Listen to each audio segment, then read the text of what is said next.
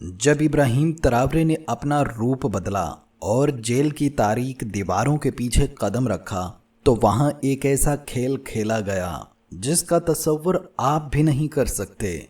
आखिर किसने उस पर वार किया या सब कुछ खत्म हो गया? जानने के लिए आपको ये वीडियो आखिर तक देखना होगी। कभी कभी तारीख में एक ऐसा लम्हा आता है जो सबको हैरान कर देता है। यह कहानी भी कुछ ऐसी ही है। सोचिए, अगर किसी मुल्क का सदर यानी सबसे ताकतवर शख्सियत अपनी कुर्सी, अपने महल या पहरेदार सब कुछ छोड़कर खुद को एक आम कैदी बनाने का फैसला करे तो क्या होगा? क्या ये बेवकूफ़ी है या अक्लमंदी? इसका फैसला आप वीडियो देखने के बाद करेंगे। ये कोई आम रहनुमा नहीं, ये हैं सदर इब्राहिम तरावरे, एक जवां साल जज्बे से लबरेज लीडर जो अपनी आवाम के दुख दर्द को करीब से देखना चाहते हैं। लेकिन वो सिर्फ वज़ीरों की लंबी तकारीर या अपनी काबीना की रिपोर्ट्स पर भरोसा नहीं करते। उन्हें यकीन है कि हकीकत कहीं और है। वो अक्सर सोचते हैं, क्या मेरे मुल्क के गरीबों की हालत वाकई वैसी ही है जैसी मुझे बताई जाती है? क्या हर कैदी महज मुजरम है या वो भी गुर्बत और नाइंसाफ़ी का शिकार हैं? ये सवाल उनके दिल को मुसलसल बेचैन रख रहा है। एक दिन इब्राहिम तरावरे ने फैसला किया कि वो अपनी पहचान छुपाकर एक आम आदमी के रूप में कैदियों की दुनिया को देखेंगे। ये राज उन्होंने सिर्फ एक बुजुर्ग खातून नानी ज़ोहरा को बताया जो बचपन से उनकी रहनुमाई करती आई हैं। ये सुनकर नानी ज़ोहरा घबरा गईं। उन्होंने कहा, बेटा ये खेल नहीं है, जान जा सकती है। अगर पहचान न पाए तो बर्बाद हो जाओगे और अगर पहचाने गए तो मंसूबा नाकाम हो जाएगा। लेकिन तरावरे ने पुरअज़म लहजे में कहा, अगर मैंने ये ना किया तो मैं कभी सच्चा लीडर नहीं बन सकूंगा। मुझे अपनी कौम का दर्द अपनी आंखों से देखना है। नानी ज़ोहरा ने आह भरी और कहा, अगर बेटा इरादा कर ही लिया है तो याद रखना, मुश्किल वक्त में सब्र करना और कभी उम्मीद ना छोड़ना। फिर उन्होंने पुराने कपड़े दिए और तरावरे के चेहरे पर मट्टी और गर्द मली ताकि वो किसी फ़कीर या आम आदमी की तरह लगें, ना कि सदर मुल्क। सुबह सूरज निकलने से पहले वो महल छोड़कर निकल पड़े। शहर की गलियों से गुजरते हुए उन्होंने पहली बार अपनी आवाम को करीब से देखा। कुछ लोग फुटपाथ पर भूखे सोए हुए थे, औरतें मजदूरी कर रही थीं, मर्द छोटी छोटी बातों पर लड़ रहे थे। उनका दिल दुख से भर गया, मगर वो आगे बढ़ते रहे। फिर वो एक मसरूफ़ बाजार में गए। वहाँ उन्होंने जानबूझकर एक रोटी उठाई। फौरन शोर मच गया, चोर चोर! लोग दौड़ पड़े। किसी ने धक्के दिए, किसी ने मुक्के मारे। किसी को अंदाज़ा न था कि ये उनका अपना सदर है। पुलिस आई, उनके हाथ बांधे गए और वो सीधे थाने पहुंचा दिए गए।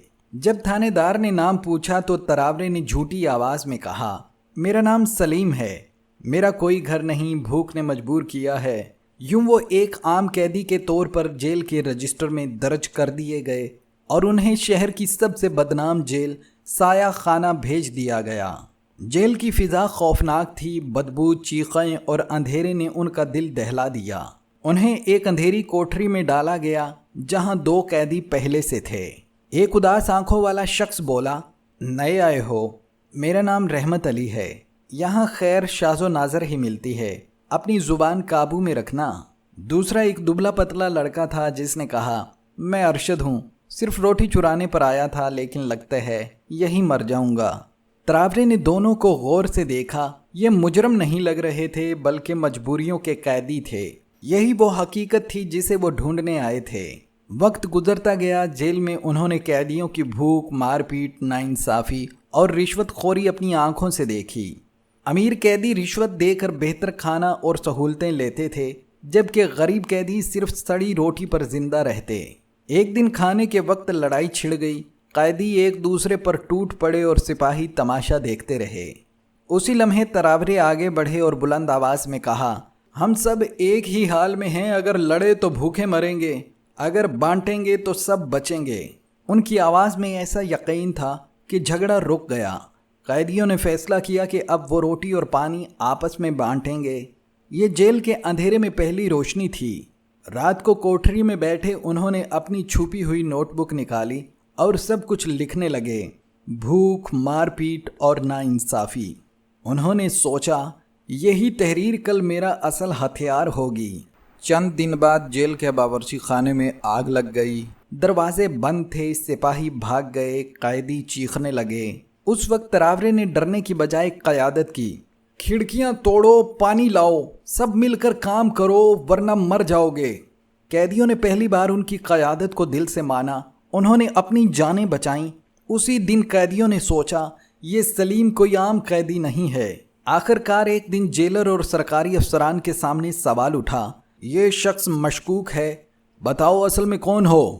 تراورے کے دل میں طوفان اٹھا، لیکن آخر کار انہوں نے بلند آواز میں کہا، میرا نام سلیم نہیں، میں ہوں تمہارا صدر ابراہیم تراورے۔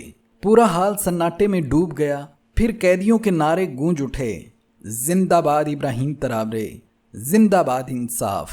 سپاہی اور افسر دم بخود رہ گئے، جیلر کانپنے لگا، معافی مانگی، مگر تراورے نے کہا، میں انتقام لینے نہیں آیا، میں تبدیلی کے لیے آیا ہوں۔ ہر قیدی کو اپنے بھائی کی طرح عزت دینا سیکھو۔ محل واپس آ کر انہوں نے کہا، میں نے اپنی قوم کے بیٹوں کو جیل کے اندھیروں میں سڑتے دیکھا ہے، یہ اب برداشت نہیں ہوگا۔ انہوں نے نیا قانون بنایا، اصلاحات برائے قیدیان۔ اب ہر قیدی کو بہتر کھانا، علاج، تعلیم اور مقدمے کا حق ملے گا۔ انہوں نے کہا، جیلیں سزا کے لیے نہیں، نئی زندگی دینے کے لیے ہونی چاہیے۔ جلد ہی جیلوں میں تبدیلی شروع ہو گئی، قیدی ہنر سیکھنے لگے، بیماروں کا علاج ہوا اور کئی لوگ روزگار پا کر عزت کی زندگی گزارنے لگے۔ ابراہیم تراورے نے خاص طور پر ان قیدیوں کو یاد رکھا جن سے وہ جیل میں ملے تھے۔ ارشد کو رہا کر کے اسکول میں داخلہ دلوایا۔ اس کی ماں خوشی کے آنسو بہاتے ہوئے بولی، ہم تو سمجھے تھے ہمارا بیٹا کھو گیا ہے، مگر آپ نے تو اسے لوٹا دیا۔ فضل داد وہ قیدی جو سب کو ہنساتا اور کہانیاں سناتا تھا، اسے ایک ریڈیو پروگرام مل گیا اور اب وہ پوری قوم کو امید کی کہانیاں سناتا ہے۔ رحمت علی کو ایک کاریگر کی ورکشاپ میں بھیجا گیا، وہاں اس نے محنت کر کے نئی زندگی شروع کی ہے۔ ابراہیم تراورے نے کہا، یہ لوگ مجرم نہیں، یہ ہماری غربت اور ناانصافی کی پیداوار ہیں۔ اگر ہم نے انہیں امید نہ دی تو یہ کل کے دشمن بن جائیں گے۔ ان کی یہ بات پورے ملک میں پھیل گئی، بچے کھیلتے کھیلتے نعرے لگاتے، صدر ابراہیم تراورے ہمارا ساتھی ہے۔ بوڑھے لوگ آگ کے گرد بیٹھ کر ان کی بہادری کے قصے سنا رہے ہیں۔ یوں ایک صدر جو خود قیدی بن گیا، اپنی قوم کے لیے امید اور انصاف کی نئی کرن لے کر آیا ہے۔ یہ کہانی صرف برکینا فاسو کی نہیں بلکہ اس ملک کی ہے جہاں عوام اپنے رہنما سے سچائی، انصاف اور قربانی کی امید رکھتے ہیں۔ دوستو، یہ کہانی صرف ایک ملک یا ایک رہنما کی نہیں ہے، یہ اس پوری دنیا کی کہانی ہے جہاں طاقت اور کمزوری کا کھیل صدیوں سے جاری ہے۔ سوال یہ ہے، کیا آنے والی نسلیں آزادی اور خود مختاری کے ساتھ جئیں گی یا یہ کھیل ہمیشہ یوں ہی چلتا رہے گا؟ اپنی رائے ہمیں کومنٹس میں ضرور بتائیں۔ اگر آپ کو یہ ویڈیو پسند آئی ہو تو اسے لائک اور شیئر کریں تاکہ یہ پیغام زیادہ سے زیادہ لوگوں تک پہنچ سکے۔ اور ہاں، ہمارے چینل جرنی مارک کو سبسکرائب کرنا نہ بھولیں، کیونکہ ہم آپ کے لیے ایسی ہی ریسرچ بیسڈ اور حقیقت کے قریب تر کہانیاں لاتے ہیں۔ اگلی ویڈیو تک کے لیے اپنا اور اپنے ارد گرد کے لوگوں کا خیال رکھیں۔ اللہ حافظ۔